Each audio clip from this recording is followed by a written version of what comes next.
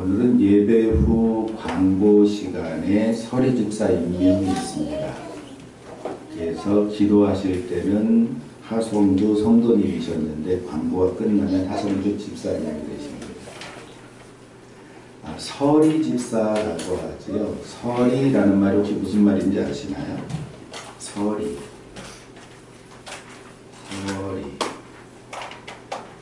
도둑질하는 걸 서리다 그러기도 할게요. 그 말하고 다르게 직무를 임시로 맡는다 이런 뜻입니다. 그래서 서리 집사는 서리 띄고 집사가 아니라 서리 붙여서 집사입니다. 그러니까 집사의 직분을 임시로 맡은 거예요. 그런데 교회 가면 서리 집사가 굉장히 많죠. 임시로 맡은 거예요. 뭐가 되기 위해서? 집사가 되기 위해서 훈련받는 과정이 서리 집사입니다. 성경에도 집사라는 직분이 있어요. 그런데 성경에 기록된 집사는 오늘날의 집사와는 조금 다릅니다. 어떻게 다른가? 오늘날엔 오히려 장로하고 비슷한 위치예요. 집사를 처음 임명할 때 몇 명 임명합니까? 성경에 사도행전을 보면 몇 명? 7명, 7 집사를 임명하는데 7 집사를 임명하던 이유가 뭐였죠? 사도들이 말씀을 전파하고 성도들을 구제하고 이런 행정적인 일을 다 함께 했었는데 성도들이 적을 때, 교회가 작을 때는 사도들 12명에서 다 해냈어요. 근데 복음이 선포되고 성령께서 오셔서 교회를 확장하니까 사도들이 말씀을 전하며 행정의 일을 감당하기가 어려운 상황까지 온 거예요. 그래서 사도가 감당하던 그 행정의 업무들을 맡기려고 집사를 선택했죠. 그리고 우리는 말씀에 전념하겠다. 그러니까 말씀에 전념하는, 교회로 말하면 목사가 모든 일을 다 하다가 이제 성도들이 많아지니까 주보를 보니까 이만큼 됐어요. 이 주보에 우리 성도 아닌, 현재 성도 아닌 4분이 포함되어 있고 성도이신 분이 8분이 빠져 있어요. 그러니까 실제 성도는 사진보다 4분이 더 많아요. 근데 아직은 저 혼자 다 할 수 있어요. 근데 예배 시간에 저 혼자 예배 인도하고 기도하고 찬송하고 설교하고 다 하기보다는 함께 하는 것이 좋죠. 성도들이 기도하고 집사님이 기도하고 이렇게 일을 분담하기 위해서 집사를 선출했다는 거예요. 그러니까 집사들이 맡았던 초대 교회에서 집사들이 맡았던 직분은 목사가 하던 일을 맡은 거예요. 그러니까 목사가 하는 주된 업무가 말씀 선포와 교회를 치리하는 일인데 교회를 치리하는 일을 맡았던 것이 성경에 있는 집사죠. 그러니까 지금도 헌법을 보면 장로가 있는데 장로 중에 말씀을 선포하고 치리를 담당하는 자를 목사라 한다. 그리고 치리만 하는 자를 장로라 한다. 이렇게 기록하고 있어요. 그러니까 성경에 나오는 그 집사들은 오늘날 장로와 같은 위치라는 거죠. 그럼 오늘날의 집사는 누구일까? 그러니까 오늘날 직분으로서의 집사는 교회 내에서 장로님을 도와서 그 일을 함께하는 사람들입니다. 봉사를 담당하는 자리이지요. 그래서 집사의 개념은 사도행전과 바울 성실에게 중심으로 나타나는데 그 핵심에는 섬김이 있어요. 섬김이라는 말, 집사를 의미하는 이 헬라어는 디아코노스라고 해요. 오스라고 끝나는 것은 이 헬라어의 명사를 가리켜요. 그런데 디아코노스를 동사형으로 바꾸면 섬기다라는 단어예요. 그러니까 섬김과 섬기다, 이 섬김이라는 말이 집사라는 의미로도 번역된다는 거죠. 왜요? 집사가 하는 일이 섬기는 일이기 때문에 그래요. 근데 원래 당시에도 이 집사라는 직책이 있었어요. 교회의 집사가 아니라 당대에 사용하던 이 집사는 어떤 사람이 집사냐면 여러분도 보신 적 있을 거예요. 고급 식당에 가면 손님이 앉아서 식사하는데 옆에서 이렇게 하얀 수건 두르고 식사 시중을 대는 사람이 있죠. 이 사람이 본래 당시의 집사예요. 그러니까 주인이 식사하는 동안에 식사 준비하고 식사 시중을 들고 주인이 밥을 다 먹을 때까지 돕는 역할을 하는 것이 집사였다는 거죠. 그러니까 교회 안에서도 바로 그런 일을 하시는 분들이 집사입니다. 그렇지만 이 직분이 교회의 집사로 칭할 때에는 다른 성도들을 섬기는 사람이라는 의미예요. 식사 시중이 아니라 다른 성도들을 섬긴다. 이게 집사라는 거죠. 교회에서 섬기는 일을 봉사라고 하죠. 이 말도 집사라는 말하고 같은 맥락에서 나온 단어입니다. 교회에서 봉사는 여러 가지 모양으로 나타납니다. 목사는 예배와 설교로 봉사하고, 또 목사는 찬양으로 봉사하고, 또 목사는 안내로 봉사합니다. 오늘 교회에서 지금 3명의 목사가 하고 있는 일이 그렇죠. 이게 목사가 하는 일이 맞아요. 또 집사는 그럼 어떻게 봉사할까요? 집사도 똑같아요. 예배에서 말씀과 기도와 또 설교로 봉사할 수 있어요. 집사도 설교할 수 있습니다. 또 집사도 찬양으로 봉사하고 집사도 안내로 봉사할 수 있어요. 하는 일들은 다 똑같은데, 그럼에도 이제 교회에서 전문성에 따라서 또 자기가 가진 어떤 그 재능이라도 은사에 따라서 각자 섬기는 방법을 다르게는 할 수 있습니다. 목사가 예배를 집례하면서 봉사하듯이 집사는 예배 가운데 기도와 찬양으로 봉사하고, 또는 예배 전에 안내로 봉사하고, 예배 후에는 식사로 봉사하고, 여러 모습으로 봉사할 수 있는 그런 직분입니다. 집사의 직분을 받지 않아도 봉사할 수 있지요. 이제까지 그래오지 않았습니까? 근데 집사의 직분을 받아서 봉사할 때는 그만큼 책임이 더해지고 그의 신분이 보장되는 거예요. 교회 안에서 이런 일을 하기로 충분하다고 인정을 받는 거죠. 그래서 현재 세빛교회에서는 집사가 맡은 대표적인 일이 뭡니까? 예배 때 기도하는 것. 이게 현재는 제일 대표적인 일이에요. 왜냐하면 교회 규모가 크지 않으니까 목사와 사모와 몇 명만 수고하면 모두가 같이 섬길 수 있는 모습이 되어져요. 그런데 이제 이런 모습이 되고, 사실 큰 교회는 이거 한 구역밖에 안 되죠. 우리는 저희 성도 전부거든요. 여기서 머물게 될까요? 물론 하다 보니까 요 정도 성숙했다가 또 쑥 빠져나가고, 그만큼 올라갔다 쑥 빠져나가고 하기도 하지만, 지금 지난 몇 년 사이를, 한 1년, 2년을 보니까 지금은 어느 정도 안정된 모습이에요. 그럼 이제 이 모습을 바탕으로 해서 이제 도약할 수 있는 어떤 기회가 되는 거지요. 그 일에 이제 집사들이 나서서 헌신하는 거예요. 이제는 예배의 기도만 담당하는 것이 아니라, 뭐 재능이 있으시면 우리 지금 딸이 와서 찬양하는데 찬양하고 싶어 하시는 분 나오셔서 찬양하실 수도 있어요. 또 지금 목사님이 예배 새로 오시는 분들을 안내하고 있는데 집사님이 안내를 담당해 주시고 새로 오시는 분들을 이렇게 케어해 주는 것을 목사님이 담당하실 수도 있어요. 이렇게 이제 분야가 있는 분야가 이제 조금씩 확장될 수 있는 거죠. 그래서 이제 새로 임직을 맡는 집사님들은 저와 함께 공부하고 배우며 무엇을 해야 될지 따로 시간을 내어서 함께 하든지, 아니면 주일날 이렇게 설교 전에 10분 내지 20분을 집사님의 할 일에 대해서 계속 말씀을 드리려고 합니다. 그래서 교회가 조금 더 확장되면 예배를 안내하고 헌금위원으로 봉사하고 기타 봉사활동도 할 수 있고, 이젠 남선교회, 여선교회도 조직하게 되면 그 소그룹의 이 지도자가 될 수도 있죠. 리더가 되어서 함께 교회 사역에 참여할 수 있게 되는 겁니다. 그래서 이런 일들을 맡아서 책임지고 감당하는 성도가 바로 집사인데, 서리 집사는 그러한 책임의 일부를 감당하면서 정식으로 집사가 되기까지 훈련받는 사람들이에요.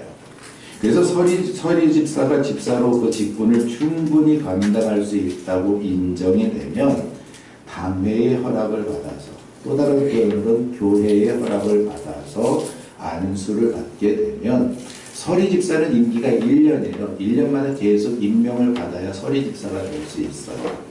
근데 안수를 받고 집사가 되어지면 항존직이라고 해서 죽을 때까지 그 집사의 직분을 계속 유지하게 되죠. 그리고 안수 집사는 서리 장로라고 말할 수 있어요. 장로가 되기 위한 또 훈련을 받는 과정이다, 이렇게 말하죠. 근데 서리 장로라는 거는 안 쓰지요. 근데 이 직분이 그런 의미라고 이해하시면 좋을 것 같습니다. 안수라는 말은 그 직분을 그에게 위임했다, 얹어놓았다, 그 일을 감당해라, 이런 의미가 있어요. 서리 집사도 임시로 안수 집사의 직분을 수행하고 있기에 직무는 같을 수 있습니다. 하지만 그 책임과 교회에서 인정하고 그가 교회에서 행할 수 있는 일의 범위는 조금 다를 것입니다. 그런데 교회에 다닌다고 해서 무조건 집사가 되는 것은 아닙니다. 물론 다른 교회에서 집사를 임직받았던 사람이 새로운 교회에 와서 집사를 인정받는 것은 어렵지 않아요. 그런데 교회마다 일정한 기준이 있습니다. 교회마다 조금씩 다르기도 하고 거의 비슷해요. 저희 교회는 일반적인 교회의 기준을 따라서 교회에 출석한 지 6개월이 되어야 정식으로 교인으로 인정을 받습니다. 그리고 세례받은 지 1년이 지나야 서리 집사가 될 수 있어요. 그러니까 저희 교회 이 정관은 교회들이 사용하는 표준 정관을 가지고 만들었어요. 그래서 저희 교회 형편하고는 맞지 않지만 당회도 그 안에 들어있고 여러 가지 교회의 기본적인 내용들이 다 담겨져 있어요. 그래서 어제 이 말씀을 준비하면서 이 정관을 다시 공부하다 보니까 제가 잘못하고 있는 게 발견이 됐어요. 그래서 다음 주에 공동 이해를 하려고 합니다. 바로 잡아야 돼서. 그래서 주보에 있다 광고할 텐데 다음 주에 예배 후에 잠깐 동안 공동 이해를 하는데 어떤 내용이냐면 지금 그 교회 재정을 사용하면서 통장을 쓰고 있어요. 어떤 통장을 쓰고 있냐면 교회가 이제 시작되기 전에 이미 통장을 만들어 갖고 왔어요. 교회 제 이름에 안길성 밑에다가 세빛교회라고 썼어요. 그러니까 이렇게 그 통장을 만들려고 하면 교회 정관과 뭐 이런 서류를 가지고 이 은행에 가서 정식으로 우린 이런 단체가 있다 해야 개인 이름 아래라도 그 세빛교회라고 써주거든요. 그래서 이런 정식적인 절차를 가지고 만들었는데 정관을 보니까 그동안 이제 제가 이렇게 적으면서 보았음에도 인식하지 못했던 게 고유번호통이라고 저희가 이제 이 비영리 재단으로 등록이 됐거든요. 국가에. 그러면 그 명리증을 가지고 통장을 만들어서 그것만 사용하고 목사 개인 명의의 통장하고는 겸하여 사용할 수 없다, 이런 조항이 있는 거예요. 예전에 봤는데 그게 별로 신경 쓰지 않았는데 어제 보니까 이게 제가 잘못한 것 중에 하나이네. 하지만 허용될 수 있는 건 제 이름이 있어도 제 개인 통장이 아니라 저희 교회 정관을 갖다가 은행에다 넣고 만든 통장이기 때문에 준 단체 통장인 거예요. 근데 왜 이렇게 사용하냐면 여러분이 우리 폰으로 뱅킹 하잖아요. 이 개인 통장은 또 제 개인의 통수기 때문에 폰뱅이 되게 편해요. 저희들 재정 지출하고 하는 것들을 개인에게 보내줄 때 바로바로 보내줄 수 있고 수수료 없이도 보내줄 수 있는데 교회 통장으로 하면 한 사람 한 사람 보낼 때마다 이 OPT 번호 입력해야 되고 비밀번호 다시 입력해야 되고 과정이 되게 복잡해요. 그래서 처음부터 제가 그 두 가지를 다 쓰고 있었는데 그리고 재정을 보고하는 보고서에도 다 인쇄해서 하나하나 세밀하게 담아 놓았는데 이게 법에 저촉이 돼서 그래서 담회를 통해서 허락을 받든지 정상으로 돌아가야 담회를 임시 공동회의를 통해서 여러분께 허락을 받든지 아니면 정관이 있는 대로 개인 통장 없애고 이 통장을 사용하든지 이걸 제가 허락을 다시 한번 받아야 될 것 같아요. 왜냐면 지금까지 해온 곳에 법을 정해놓고 제가 어기고 있었으니까. 그래서 다음 주에 공동회의를 하려고 하고 또 하나는 옆에 있는 학원이 이제 나간답니다. 그래서 안타깝기는 한데 아깝기는 한데 또 저희에게 필요해요. 공간이. 아이들 교육하는데 이 한 곳에서 다 하니까 어른들을 다 내보내야 아이들을 교육할 수 있어요. 근데 공간이 생기면 아이들이 이 공간에서 자기들 교육받는 동안에 어른들도 여기 함께 모일 수 있거든요. 문제는 재정이 없습니다. 재정은 없지만 기도하면서 다음 주 공동회의 때 이것을 추경 예산을 아예 예산서에 담으려고 합니다. 하나님 주세요. 주실 줄 믿습니다 하고 담아서 아예 예산을 세워놓고 들어오는 대로 얻으면 될 것 같아요. 그리고 지난주에 떠나신다면서 알려주셨는데 저희 세가 너무 비싸더라고요. 옆집보다 20만 원이나 비싸. 그래서 얻게 되면 그 세 깎아달라 해서 싸게 얻으려고 마음으로 계획하고 기도하고 있습니다. 또 아는 분들께 노회도 지금 알려서 기도 부탁을 드리고 있어요. 여러분들 함께 기도해 주시고 우리 자녀들이 교육할 수 있는 공간, 놀 수 있는 공간으로 만들려고 합니다. 예전에 저희 교회 디자인했던 영상 보신 적 있으시죠? 지금 홈페이지 아마 있을 건데 그런 공간을 만들면 좋겠다 싶어요. 물론 그것도 다 비용이 들어가지만 하나님 허락하시면 가능하리라고 생각이 됩니다. 여러분 참 교인에 대해서 이야기하다 말았는데 성도와 교인이 어떻게 다른지 아시나요? 성도, 교인. 성도는 예수를 그리스도로, 예수님을 믿는 사람들, 그래서 구원받은 하나님의 백성들을 성도라고 말합니다. 여러분들은 성도입니까? 아닙니까? 성도이지요. 오늘 처음에 혹시 누가 교회에 나왔다고 해도 다른 교회에서 예수님을 믿었다면 그는 성도예요. 그런데 교인은 그 교회의 회원을 가리켜서 교인이라고 말합니다. 그런데 아까 교인이 되려면 어떻게 해야 된다 그랬죠? 출석한 지 6개월 그리고 교회에서 정하는 교육을 받아야 교인이 될 수 있어요. 저희는 교회가 작다 보니까 들어오면 다 성도이고 교인이라고 인정하는 듯 보여도 실제 행정적인 일을 할 때는 제가 법을 따라서 했어요.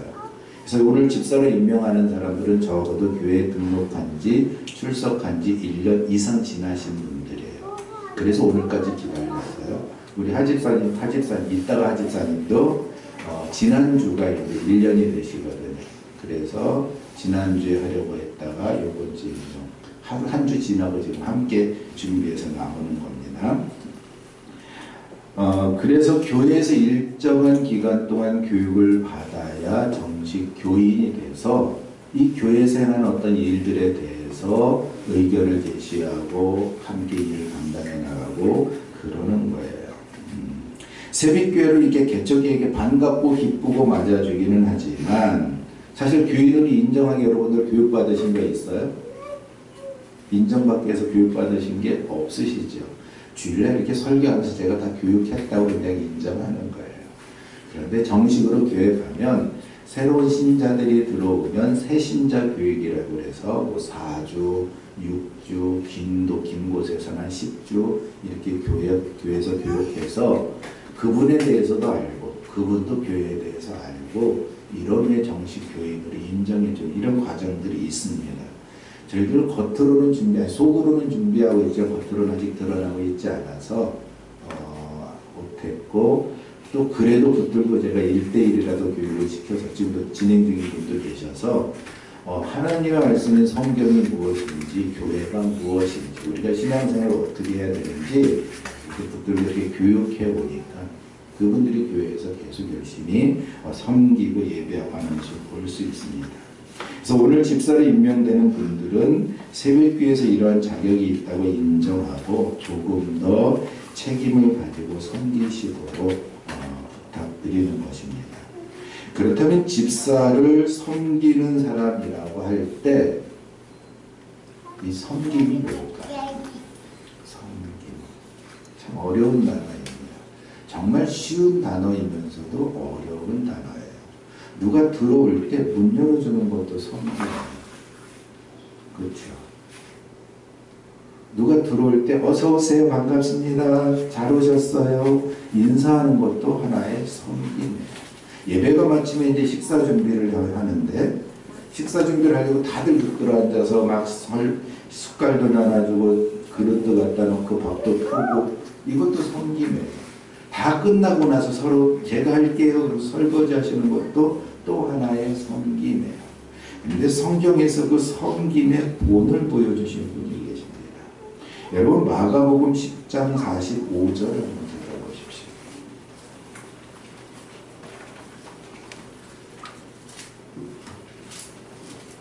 마가복음 10장 45절.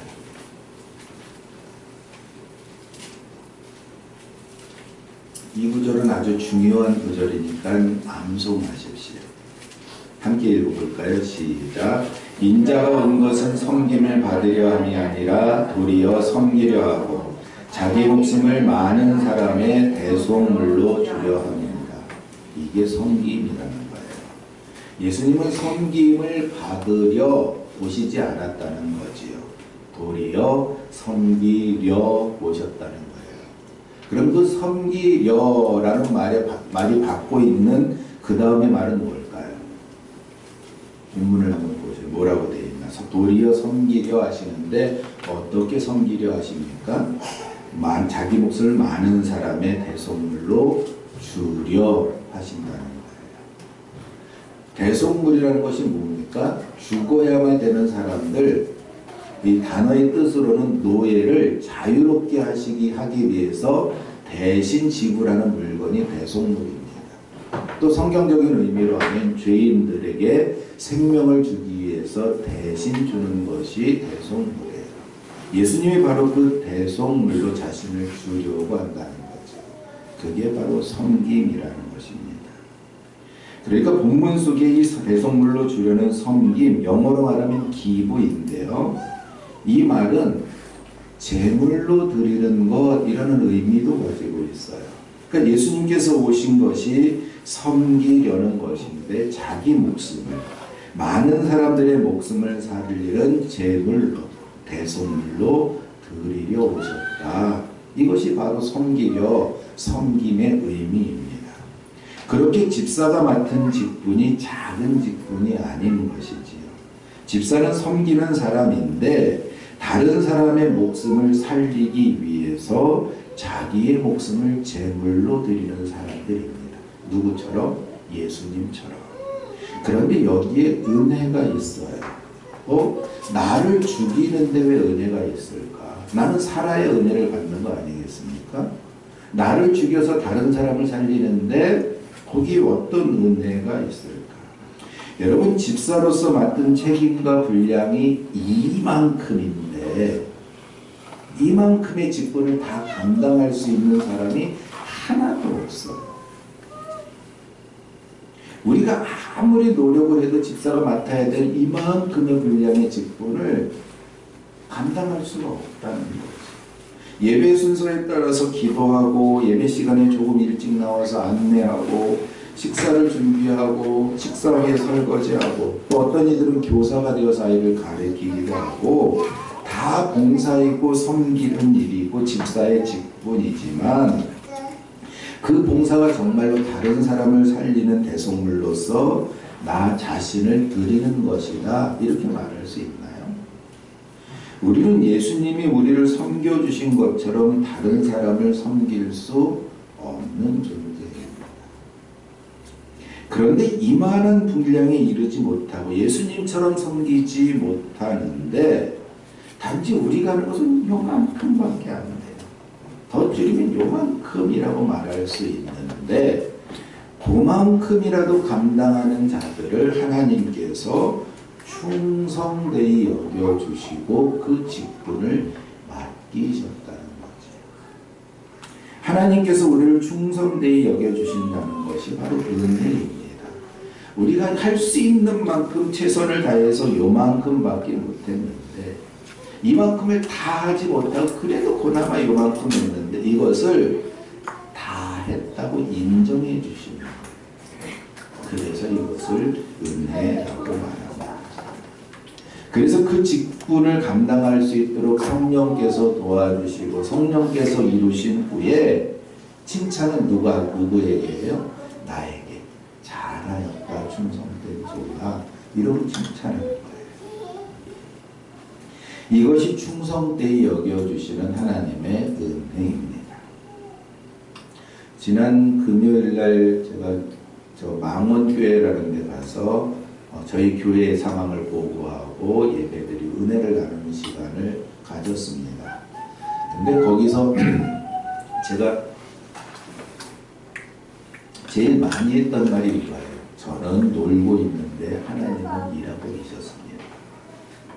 이걸 느껴요. 세례를 드릴 때마다 느꼈고요. 교회가 성도들이 들어왔다 나갔다 들어왔다 나갔다 하면서 성장해가는 것을 보면서 느낍니다. 그러니까 하나님이 계속해서 우리의 삶에 영향을 끼치시고 은혜를 베풀어 주시고 살아갈 힘을 주시는 거예요. 그래서 교회를 살게 하시고 교회를 통해서 성도들이 살게 하시고 힘을 얻게 하시고 생명을 얻게 하시는 것을 봅니다. 저는 그냥 목사로서 그 자리에 있을 뿐인데 가만히 그냥 놀고 있는데 그럼에도 하나님께서 일하셔서 저를 목사라고 그냥 인정해 주시는 거예요. 여러분 이렇게 보면 목사지만 집에 가면 얼마나 구박받는지 모릅니다.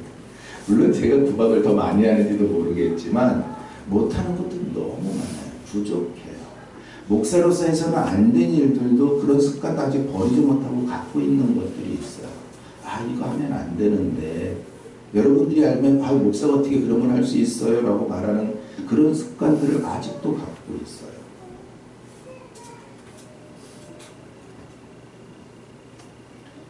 그런데도 목사라는 직분 때문이 아니라 하나님의 교회, 하나님께서 하시는 목적 때문에 이 교회를 계속 성장하게 하시는 거예요. 그게 하나님의 일이시고 일이고 또 이 교회가 성장하는 것이 하나님의 일이 아니라 또 다른 교회가 이 교회를 통해서 또 다른 교회가 세워지도록 교회를 세워가시는 게 하나님의 일입니다. 하나님은 한 교회를 크게 세우는 게 목적이 아니라 많은 교회가 이 땅에 세워지기를 원하고 계세요. 건물로서의 교회뿐만 아니라 더 중요한 것은 한 사람 한 사람이 교회로 세워지기를 원합니다. 여러분 교회가 뭐 하는 곳입니까? 교회가 하는 대표적인 일이 뭐지요? 뭘까요? 예배요. 맞습니다. 예배. 근데 우리는 어떤 예배를 드려야 된다고 맨날 기도하고 축도할 때도 말하고 그러죠. 우리의 삶의 모든 영역이 예배하는 처소가 됩시다. 되게 합시다. 이게 우리 기도 제목 아닙니까? 여기만 예배의 처소가 아니라 여러분들이 사는 그 삶의 처소, 삶의 장소마다 누가 예배해요? 내가. 여러분이 예배하는 거예요. 그리고 그곳이 교회가 되는 거지. 이게 교회의 목적이에요. 여러분들이 하나의 교회로 세워지고 여러분 주변에 또 다른 교회들이 모여서 예수님과 함께 점점 커가는 것, 점점 성장해가는 것, 이게 하나님께서 교회를 세우신 목적이에요. 그러니까 여기만 커지는 게 아니라 여러분의 삶의 교회로 성장해야 됩니다. 이제 그것을 감당할 수 있어 라고 인정받은 것이 집사예요.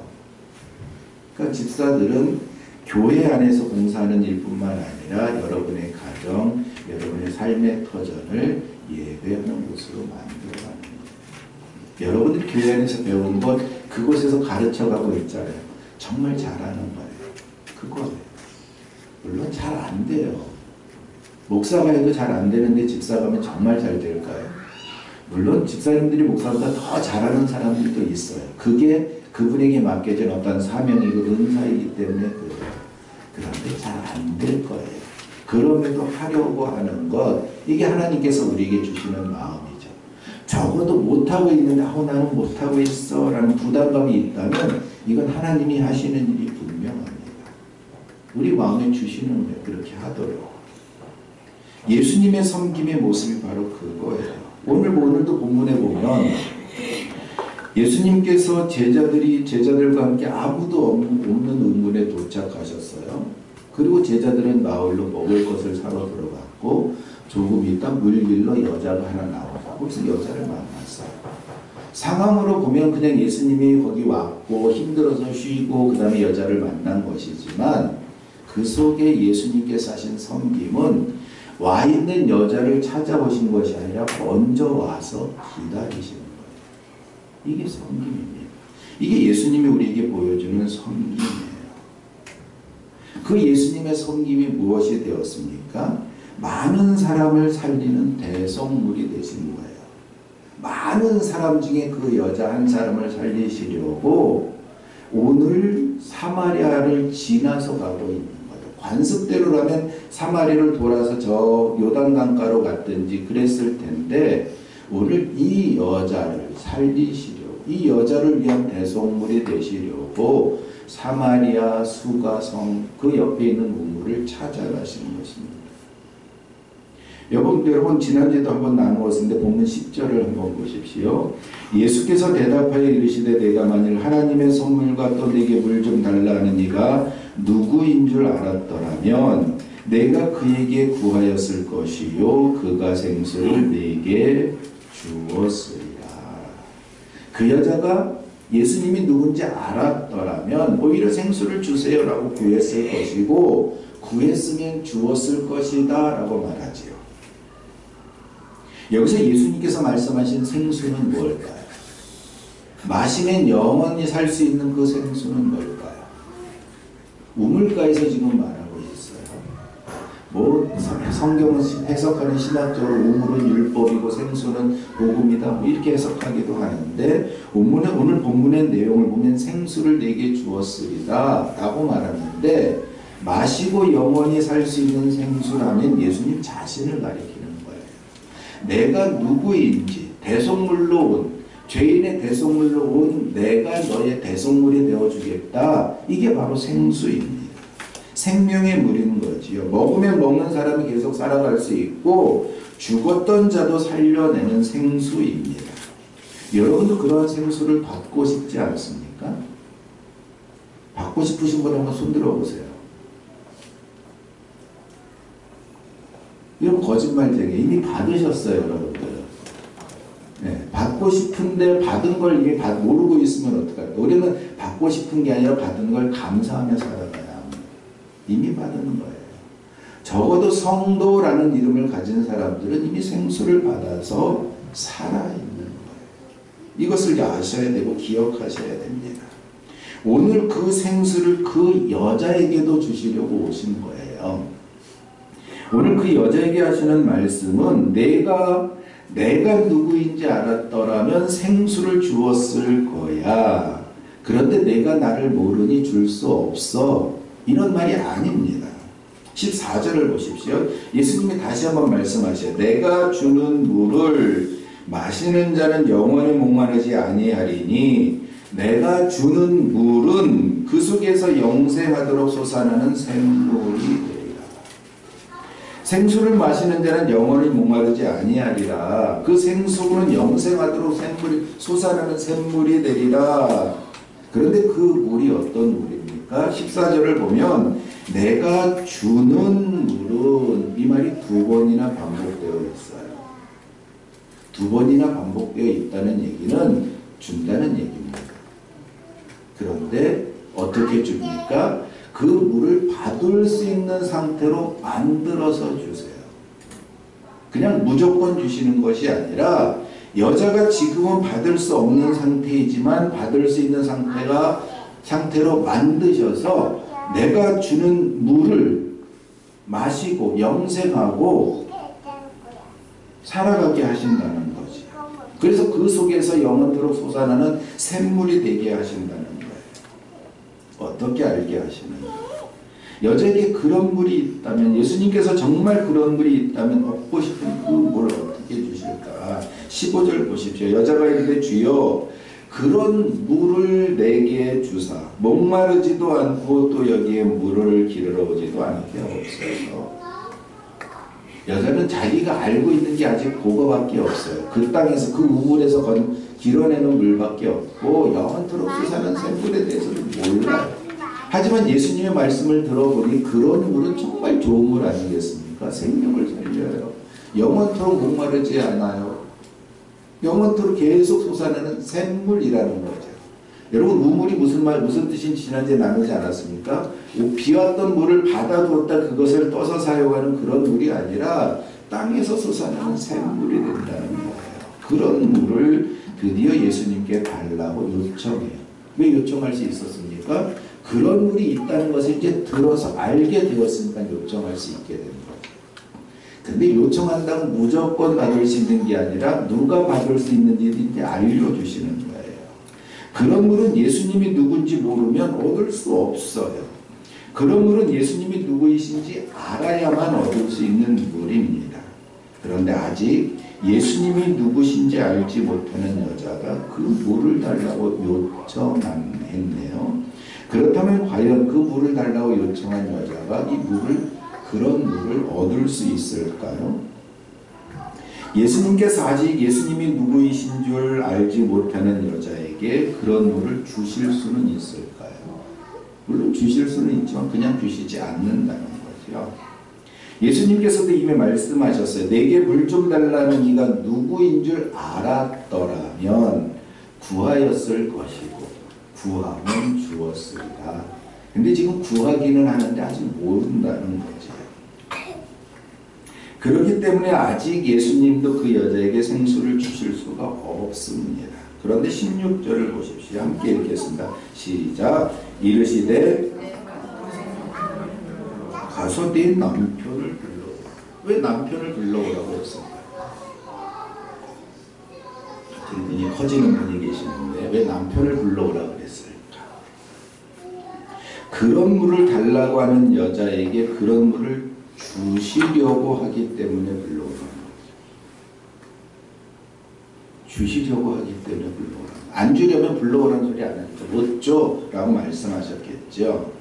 그래서 남편을 불러오라고 하니까 17절 여자가 대답합니다. 여자가 대답하여 이르되 나는 남편이 없나이다. 왜 없을까요? 지금 같이 사는 남자가 있다는데. 예수님께서 아셨을 거예요. 여자에게 남편이 없다는 것을. 근데 없는 남편을 데려오라고 그랬을까요? 예수님이 괜히 억지 부리시려고 그런 걸까요? 예수님 말씀을 들어보십시오. 17절 하반절에 이어서 갑니다. 예수께서 이르시되 내가 남편이 없다는 말이 옳도다. 너에게 남편 5이 있었고 지금 있는 자도 내 남편이 아니니 내 말이 참되도다. 적어도 여자가 거짓말하지 않았다는 것은 인정하고 계신 거지요. 그런데 남편이 5이나 있었고 이제 지금 같이 사는 남자도 남편이 아니라는 거예요. 결혼하지 않고 그냥 살고 있다는 거지요. 이게 무슨 의미일까? 이게 과연 무슨 의미일까? 여러 가지 해석이 가능하지만 오늘은 요한복음에 있는 특수성을 가지고 말씀을 드리려고 합니다. 여러분, 요한복음은 마태, 마가, 누가 공간복음과 좀 다르게 기록됐다고 말씀을 드렸죠. 이 공간복음이 기록된 지 적어도 20년, 길면 한 30년 후에 기록된 말씀이에요. 그러니까 이 말씀을 기록한 요한은 공간복음에 대해서 그 내용을 잘 알고 있었어요. 그렇기 때문에 요한복음을 기록하면서 공간복음에 있는 내용 중에는 한 15%, 그 정도만 겹치고 나머지는 서로 다른 얘기를 기록하고 있어요. 그리고 그래서 이 예전에는 요한복음이 겹치는 분이 조금밖에 없으니까 많이 서로 겹치는 이 공간복음이 더 정확하다라고 생각을 했는데 요즘에는 그게 아니라 이미 다 알고 있는 글을 다시 적을 필요가 없으니까 겹쳐게 적어서 15%가 겹쳐 적혀 있는데 이것도 공간복음하고 다른 부분이 있어요. 왜 다를까?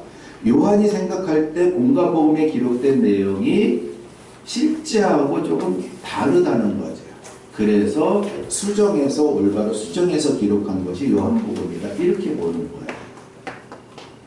그런데 요한이 요한복음을 기록하면서 특수한 구조를 사용하고 있어요. 그 특수한 구조 중에 하나는 7이라는 숫자입니다. 이스라엘 사람들은 완전 숫자라는 이렇게 여기는 숫자들이 몇 가지가 있는데 그 중에 하나가 이 7이라는 숫자예요. 이 성경에서 말하는 7은 하나님의 완전함을 표현합니다. 천지창조를 보아도 6일 동안 만물을 창조하시고 7일째는 쉬셨어요. 안식하셨어요. 이걸 해석할 때 7일째는 안식을 창조하셨다. 이렇게도 해석합니다. 그렇게 7일 동안 완전한 창조를 끝내셨다는 거죠. 그래서 숫자 7은 완전함을 의미하기도 합니다. 그래서 그 완전함 속에 하나님의 충만함이 있고 영적인 완성도 그 속에 있다. 이렇게 이해하는 것입니다. 그래서 요한은 이 요한복음을 기록하면서 이 숫자 7로 특수한 구조를 만들고 있어요. 예수님께서 자신을 소개하면서 나는 누구이다 라고 말하는 것을 헬라어로 에고 에이미라고 하지요. 그런데 에고 에이미 한 것이 7가지가 기록되어 있어요. 나는 양의 문이다, 나는 길이다, 생명, 이게 7가지라는 거지. 또 요한복음에는 예수님께서 행하신 기적들, 많은 기적들 중에 몇 개를 기록했다? 세보진 않았지만 7개를 기록했다. 지금 7에 대한 이야기를 하는 거죠. 그래서 이 7가지 기적을 무엇으로 사용하시냐면 표적으로 사용하셔요. 여러분 이제 표적이 무엇인지 알죠? 그 예수님께서 행하신 기적을 통해서 예수님이 하나님이시다, 이 땅에 오시기로 하신 그 메시아이시다, 이것을 드러내고 있다는 거지요. 또 세례 요한, 나다넬, 니고데모와 같이 예수님을 찾아와서 예수님이 누구인지를 드러내는 사람이 7명이 기록되어 있어요. 이뿐만 아니라 요한이 기록한 요한계시록에도 교회도 7개, 재앙을 상징하는 도장도 7개, 나팔도 7개, 대접도 7개. 그래서 하나님께서 행하신 완전한 일을 요한복음을 통해서, 요한계시록을 통해서 나타내고 있다는 거지. 그 숫자를 오늘 말씀에 가지고 오면 남편의 수가 보십시오. 전에 5명이 있었어요. 아니라는 거지. 지금도 한 사람이랑 살고 있어요. 아니라는 거죠. 누가 여자의 진짜 남편이 되어야 합니까? 7번째 남자인 예수님이 그 여자의 진짜 남편이 되어야 그 여자가 살 수 있다는 거예요. 성경도 이것을 분명히 예언서들을 통해서 증거하고 있습니다. 내가 네게 장가들어서 영원히 살겠다. 누가 하시는 말씀입니까? 하나님께서 이스라엘을 향해서 하시는 말씀이에요. 7번째 남편이 되시겠다는 말씀이죠. 완전히 너를 구원하겠다는 이야기, 완전히 너를 구원하는 대속물이 되어주시겠다, 이 말씀입니다. 그러니까 이 5이라는 숫자도 보면은 북왕국 이스라엘이 멸망당했을 때 아수르가 사마리아에다가 데려간 이방인의 나라가 5나라예요. 나라만 왔겠습니까? 그 나라에서 섬기는 우상들도 왔겠죠. 그러니까 5 남편, 예전에 있던 그 5 남편들, 그 나라들, 그 이방 나라의 신들 아니다라는 거예요. 지금 사실 뒤에 가서 이제 사마리아 여인을 보면 예수님을 알고 있어요. 아니, 메시아를 알고 있어요. 성경에 기록했던 그 메시아를 기다리고 있는 사람이에요. 하지만 지금 섬기는 그는 예수님만, 그 성경에 나오는 하나님의 말씀만 가지고 있는 게 아니라 우상의 이야기들도 같이 신앙하면서 가지고 있다는 거예요. 그러니까 지금 남편도 하나님의 말씀을 믿는 그 남편도 온전하게 결혼해서 그것만 따라가는 것이 아니라 이전에 5 남편과 그 우상들을 함께 섬기고 있는 거예요. 그게 현재 남편이라는 거지. 그러니까 그러면 안 된다는 거예요. 모두 다 버리고 온전하게 7번째 남편 예수님만 믿어야 하는 것을 오늘 말씀을 통해서 우리에게 가르쳐 줍니다. 예수님께서 사실 이것을 말씀하려고 그 여자에게 남편을 데리려고 오라 그랬는데, 이 말을 듣고 내게 남편이 5이나 있었는데 남편 아니고 지금 있는 남편도 남편 아니야 라고만 말했는데, 이 여자가 그 예수님의 말씀을 듣고 이런 고백을 합니다. 19절 보십시오.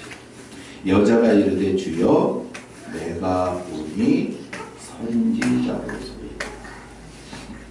예수님과의 대화를 통해서 여자가 예수님을 선지자로 알아보았습니다.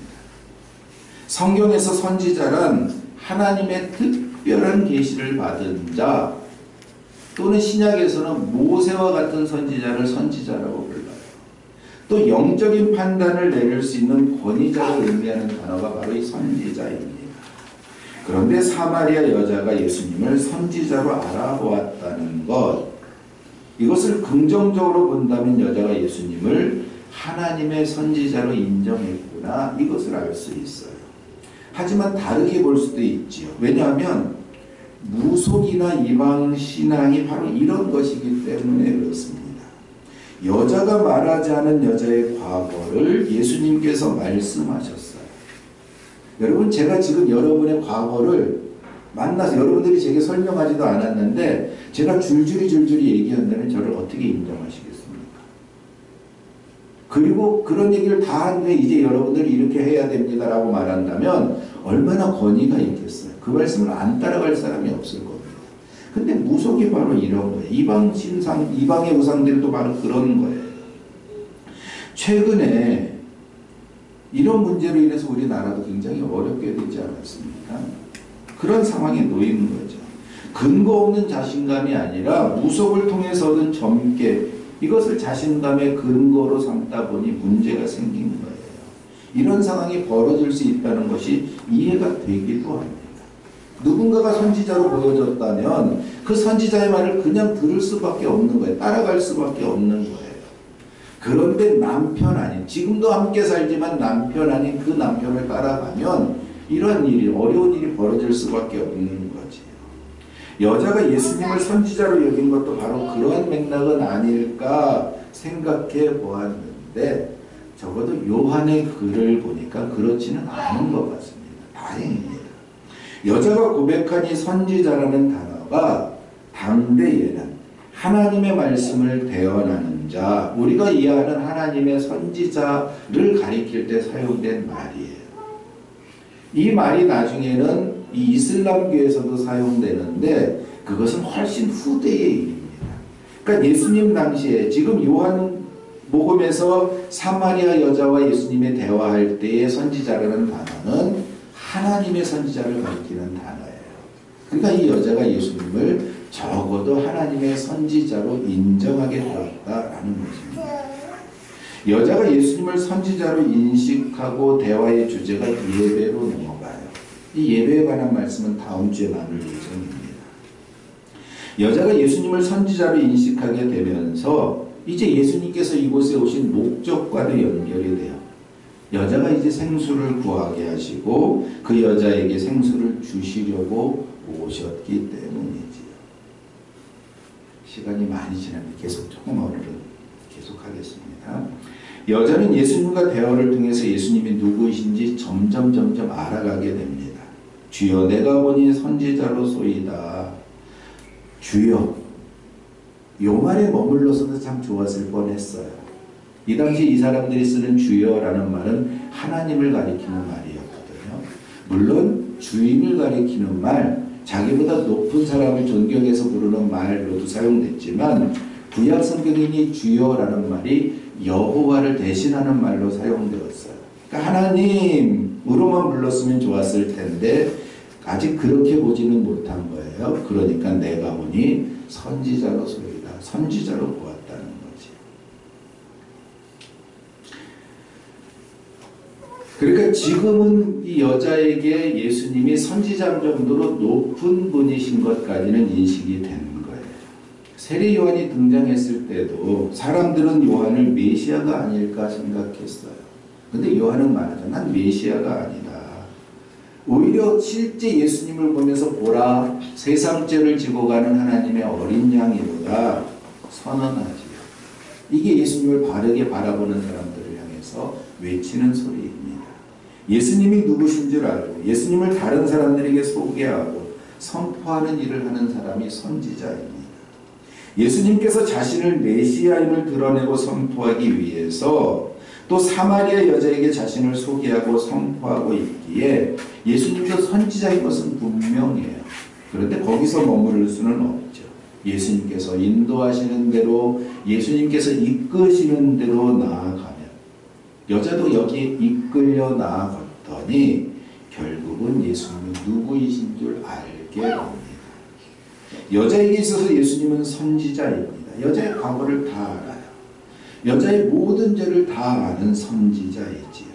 하지만 예수님은 선지자로서는 생명의 물을 줄 수가 없어요. 생명의 선지자를 넘어서 이제 메시아, 여자의 구세주 그리스도가 되어야 생명의 물을 줄 수 있게 되는 거지요.